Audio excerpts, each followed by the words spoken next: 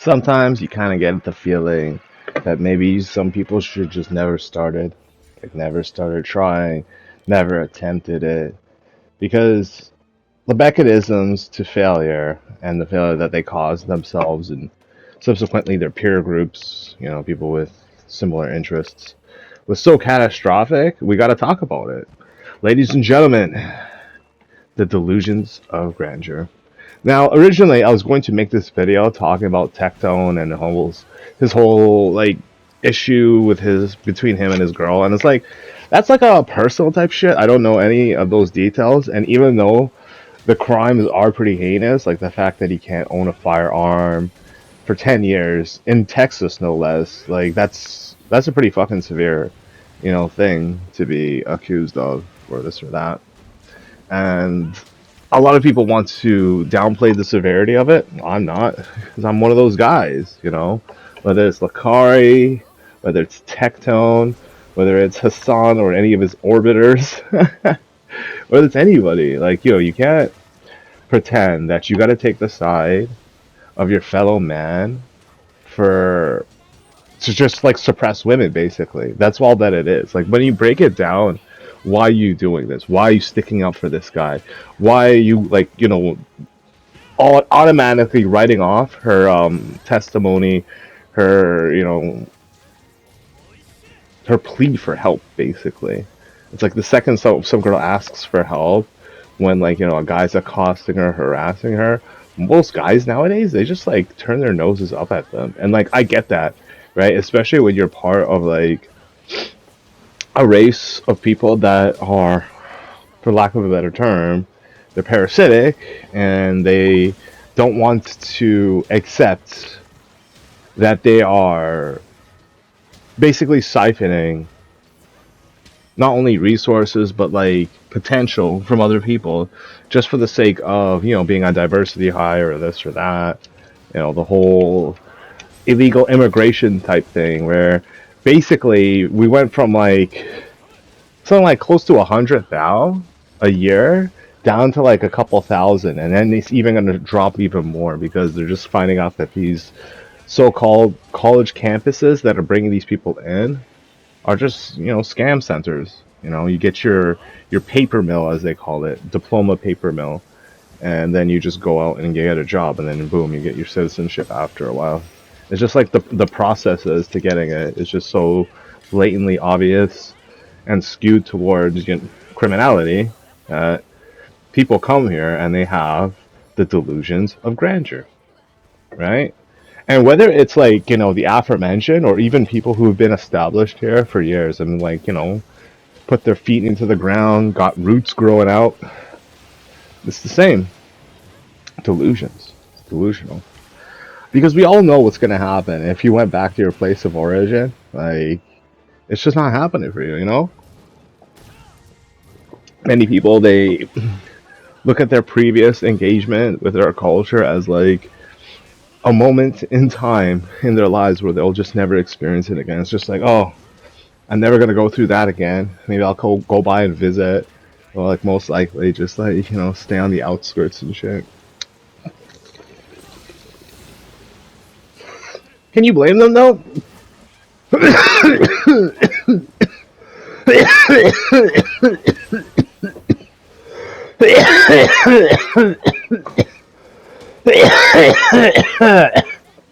I forget which YouTuber was talking about it, but the story seemed so like obvious that it like to me it was just nothing but here, check it out. This is Shagaru Magala at like what am I at? Fucking anomaly level like 287. Holy shit! They just become a tank and they take forever to kill. Just annoying. I'm constantly getting carried by my team. They're most likely Japanese. Yeah, I'm just like dying. Almost like dying all the time. Oh look, team just stepped up, did some that heavy lifting. And see, like that's what happens when you get like these people running up in your country and shit. They don't want to like do the proper channel. Can't get like a proper ass like driver's license. Can't get anything right. And then when confronted, when you press them about the whole showering and deodorant thing, they always lie to you about that shit. And you want to know why? It's because, yo, if you think about it, to them, if you grew up around that kind of stench, that kind of smell, it's just not that like abnormal. It's just like, oh, you're sweating now, and then like inevitably they just see it as like a waste of money. So that's probably why even to this day, like, you're not gonna find like these motherfuckers like just spending their money on deodorant. And like, I get it, like, yo, deodorant prices are fucking ridiculous now. Like a stick that used to cost like less than $5 now is like costing $10+ after tax and shit. It's like fucking ridiculous.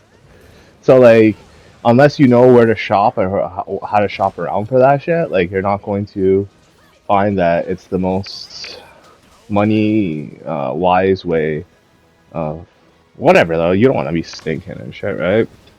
So I made this video in specificity, not just for the Techtone, but for other like fucking asshole guys that like have this like idea that something is owed to them. You know what I mean? And like, I just find it hard pressed because I just look at Techtone, right? And they say don't judge a book by its cover, and it's just, I'm gonna have to do it because it's like, yo, dog, how fucking bald do you have to be to realize, like, yo, you shouldn't be attracted to the opposite gender at that point? Because it's like, yo, that level of baldness, you're gonna pass that shit on hereditary. Like, unless we're like gonna go into a future where you could genetically alter your embryo to like not have like, dude, the baldness of his hair is just so fucking severe. It's like, okay, he's basically as bald as Jason Statham, but unlike Jason Statham, it's like, it's kind of weird how like people who are like older but like take care of themselves tend to look younger than like people who are younger but then they just don't take care of themselves at all, right? And when you see Jason Statham work out and shit, like doing all those fucking push-ups into flips and all those like I think he was part of the SAS, like the British military Green Berets or something like that. Yeah, so he's a pretty legit guy, and I always like envied the idea of being bald and then like, oh, I don't have to like have any hair. I just like go like fucking skin bald shaven and then just like work out like crazy because it's like, oh, you're not overheating, you're not like whatever, and you're like you're basically like One Punch Man. Fuck. Yeah, no, I'm serious. You work out so hard, your hair falls out. And I get that, like, you see a guy like Asmongold, and he probably, like, yeah, this video is gonna be about, like, talking about male appearances. Yeah, this video 20 minutes. Yeah, fucker. Okay, fuck. What's important, though, because it illustrates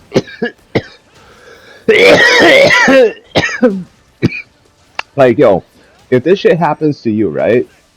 Like, sometimes, and I feel bad about saying this, but I just come out and say it. Like, sometimes I'll have dreams where, something bad would happen to me, and like I'm altered, like, forever. It's like, oh my god, I got like this scar on my face, or I lost some teeth, or um, what's the other one? Like, I'm old.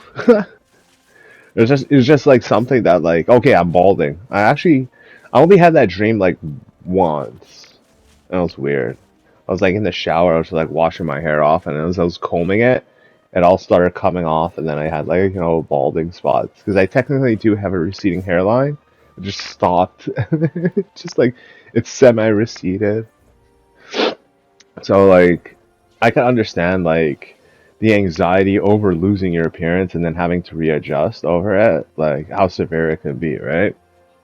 But you kind of get this feeling that these guys who are like this, right? Like the orbiters, like, so I use Asmongold as like a juxtaposition because yeah, he's also suffering from like the same qualities as like Techtone is, even though his balding isn't as severe. It's more like it's like a natural receding hairline type thing, right?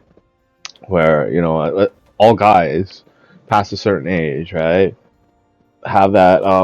It's like a sign of maturity, a sign of like you're past that point. Now, Asman tends to do like the whole comb over aspect, like he'll just take the two, long parts of his hair and just like, part it, left and right to just hide his receding hairline and shit. But see, that's where the differences end, right? In the hairline area and shit. See, the thing that like always bothered me about Techtone, and people could be like, I'm wrong about this, was that I always found him to be this guy who seemed to be, you know, a guy who had to adjust himself to fit in with other people because he seems like more or less an outcast, at least to me. Like, I don't find myself wanting to be friends with a guy like that.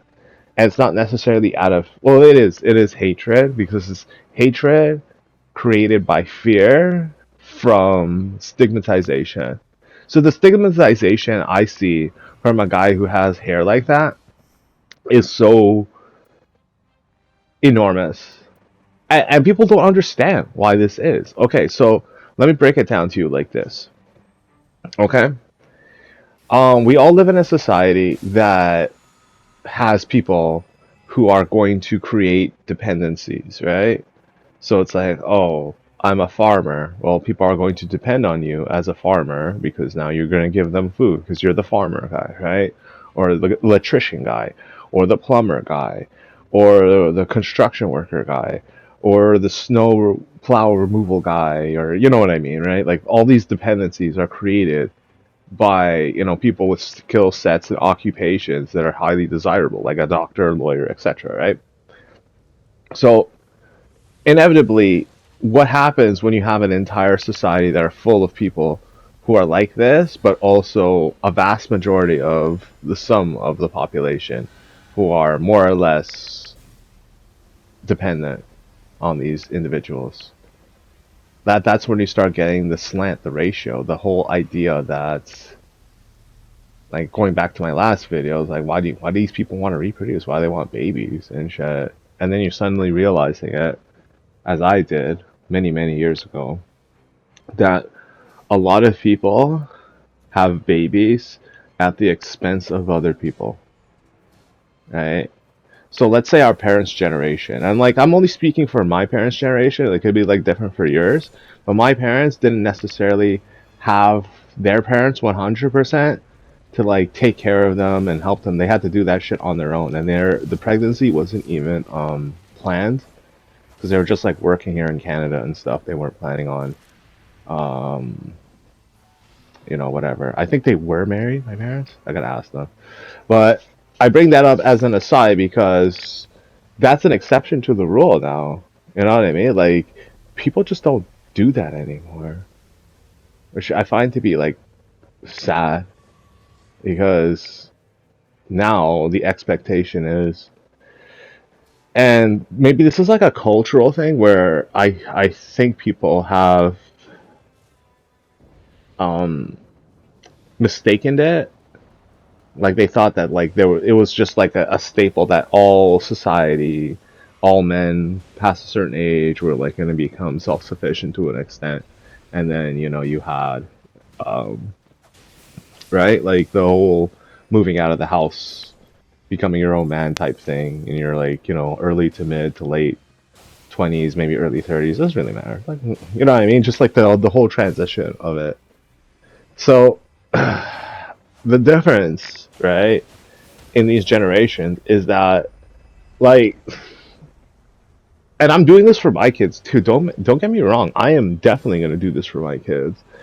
Okay, so you want to give them, the basics. School, maybe a sports team, maybe some martial arts or ballet or whatever, right? Like, what kids, what they want to like, help them grow and all that stuff, swimming classes, etc., etc.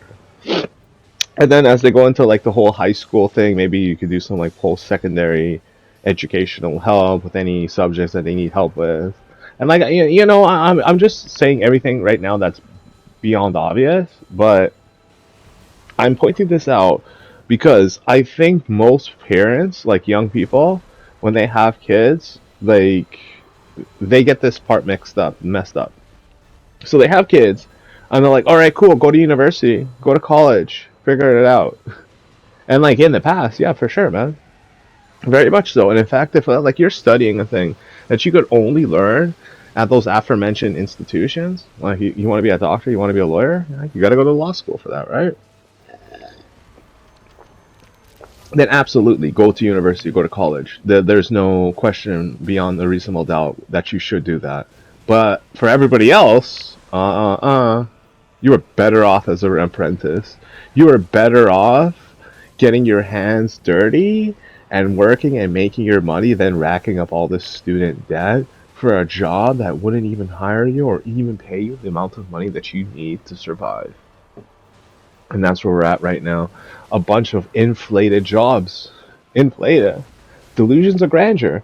Like, I think one of the biggest ones was the whole idea that, because I'm in gaming, right? The whole idea that these inflated design development teams were necessary. So you talk about, like, let's say an Assassin's Creed game or like any EA sports game or, Battlefield, whatever, right? Call of Duty. You'd have these like 100 to 1,000 plus teams, sometimes even more than that. And it's just like, is this really fucking necessary? And no wonder like the price of the game is so high, and they're trying to sell you nickel and dime you DLCs, levels, add-on packs, storyline continuations, whatever, right? No wonder they're trying to do that. No wonder. They were delusional from the get go. Like you didn't need these many people, and you could argue that yeah, that's a tax write off. The more people you hire, the better it looks in your return and stuff like that.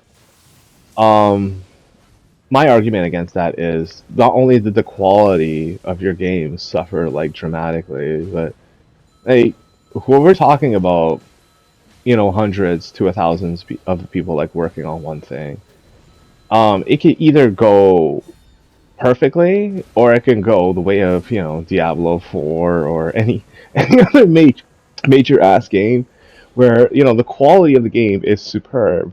It's just the core of it is so blatantly barren. Because it's like you take a game like Diablo 4 and then you compare it to Diablo 2, and they just released the new like HD remake of it. There's no comparison. There's none. And I think like my biggest, like my own personal enjoyment that I get out of these kinds of people, like in specificity, the ones that will try to lecture other people about how to live, is like it's like a never-ending drug for me, because not only do I get that high off of their ignorance, like their blatant ignorance over it, but also their ability to self-destruct, almost like you're watching someone who's like a fruit, like let's say an orange, and they're like pulling their own skin off and then peeling out their own like innards and stuff. It's just like you're watching that in terms of like a human being doing that to themselves, metaphorically speaking, of course. But like when they're talking about like their problems, their issues, they're doing the whole car thing when they're in a car and they're trying to like talk to you. Sometimes some of them have sad music. Some of them are talking about like their no fap journey. Fuck, dude. And again, like I always say to myself, like, what about your kids, man? They need to be hearing about that shit. No fap journey. I guarantee you, it's a no. Nobody wants to hear that shit. But they keep like talking about it because, again, well, Delusions of Grandeur, man. Like the no fappers, the lonely incel ass guys, the guy who are trying to like sell you this like thing where I was dating these like girls, and they're like perfect tens, and I'll show you how, like, what do we call them, dating coaches. Oh yeah, Justin Mark. I think Justin Mark literally gave birth to like all these like infatuated brown men with like a fucking webcam or like the fucking cell phone and shit. Like a new genre. It's called sad brown man trying too hard and shit. Holla at your boy Kakash. He probably took your advice. That's why he wound up the way he is, man. too many of those delusions, yo. Oh, don't worry. I got plenty of game footage. I got plenty of game footage and Bong, real estate. I'm gonna be making more videos. Oh, yo, holla at your boy as you're here. I'm coming through. Alright, later.